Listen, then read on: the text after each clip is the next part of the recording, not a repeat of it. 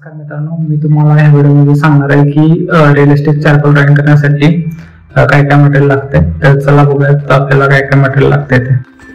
तर बघा, आपल्याला मीडियम सरफेस पेपर लागणार आहे. मी ब्रिस्टोचा यूज करतो, तुम्ही कोणत्याही कंपनीचा यूज करू शकता. त्यानंतर सगळ्यात महत्त्वाची गोष्ट म्हणजे आपल्याला चारकोल पावडर लागणार आहे.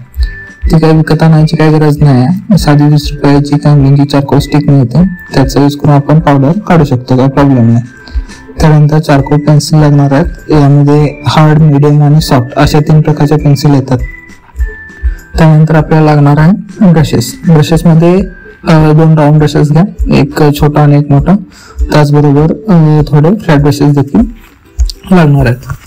त्याच्यानंतर बघा, बारीक हायलाइट देण्यासाठी मोनो झिरो इरेजर खूप महत्त्वाचा असतो, त्यामुळे मोनो झिरो इरेजर लागणार आहे.